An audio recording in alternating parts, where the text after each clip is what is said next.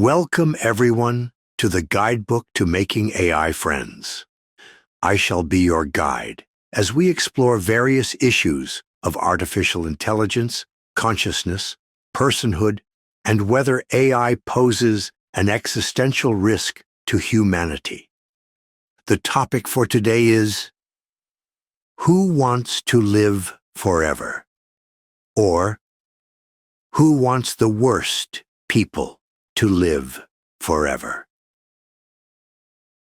Imagine, if you would, that Donald Trump became immortal.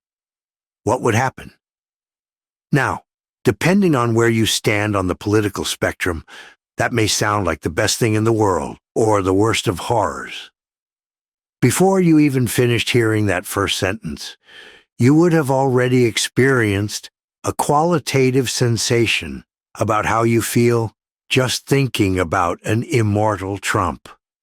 The person in question to be granted immortality could be any polarizing figure. The point of the little scenario is not who becomes immortal, but rather that we have an instinctive and intuitive approval of granting power to those we like, and disapproving of granting the same power to those we dislike. If you think Trump is a good man, you'd want him to be immortal to continue spreading his goodness. However, if you think he's evil, then you'd most definitely not want him to be immortal, to halt whatever damage he is doing to the world. Yet, nothing about Trump or his immortality has changed between these viewpoints. Only those viewpoints have changed. So let's take this polarizing scenario a bit further. Let's say you do like Trump and want to give him immortality. Would you also approve of giving Biden immortality? What's good for the goose is good for the gander, isn't it? Again, before any Republican had finished hearing that sentence, there would have been an instantaneous intuitive feeling about whether it was good or not. It should come as no surprise that reality is little more than our perception of it, and that our biases affect our perception and cloud our reality. Some may even go so far as to say that we each live in our own universe, and that there are different facts in your universe and mine. This has nothing to do with misinformation or disinformation, but only the colors of the glasses through which we view reality. Let's use a somewhat less polarizing topic: free speech. It's not the most anodyne example to be used, but it's perhaps a little calmer than the recent American presidential race. If you are an advocate of free speech, you would want to ensure that all, or nearly all, speech and writings are protected from private and public censorship, and that everyone can express their ideas. If, however, you are against free speech, or prefer a regulated and limited free speech, you want to ensure that some things remain censored for the greater good. This may be hate speech, bigotry, seditious speech, etc. Some things, the regulators say, ought not to be said and not to be heard. But who determines what is hate speech or bigotry and what needs to be censored? Clearly, the regulators would say that they or their ideologically and politically aligned allies would be the best place to make these decisions. Yet, what happens when ideological or political ideals and tribes shift? Would the regulators be happy if, in a few years, new regulators come in and change what is considered to be illegitimate speech and begin censoring them instead? If you are a progressive, would you be happy for the conservatives to write the hate speech laws? If not, then you aren't concerned with hate speech, but with wrong speech, and your ideological tribe won't always be the ones deciding what speech is wrong. Always remember, If you put a law in place to grant some individuals or organizations power, that the law can be used by those you don't like as well.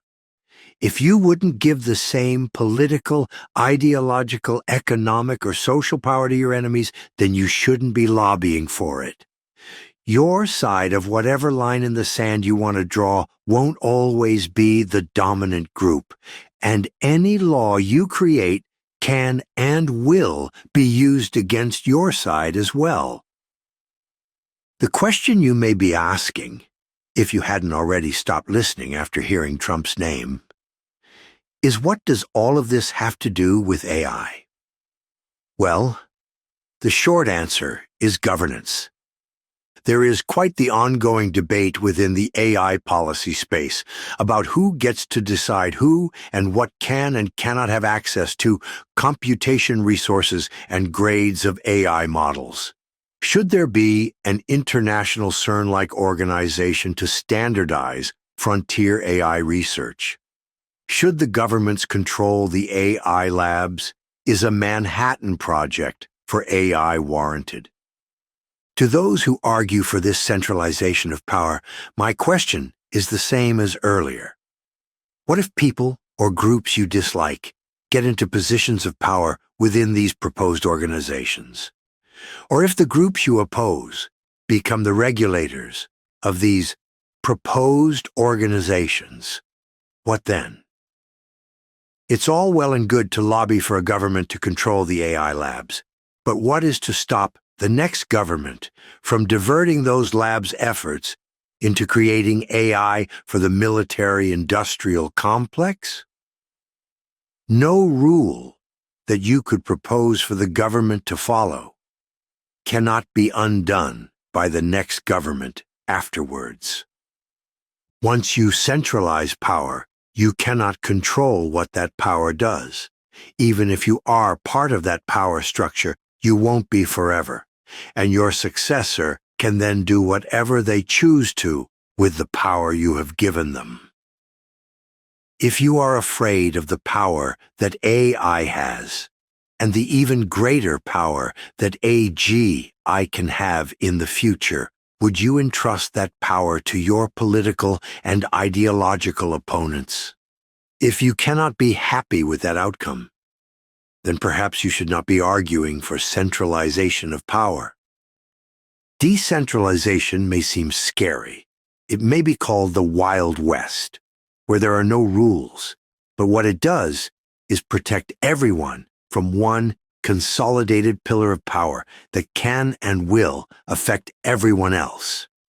A decentralized world also offers more flexibility in institutions, which can help stabilize and standardize projects within becoming a victim of too much power. Yet that is all the time we have for today. Thank you very much for listening, and I hope you will join me again next time as we explore further questions about artificial intelligence and consciousness. I have been your guide, and this has been the guidebook to making AI friends.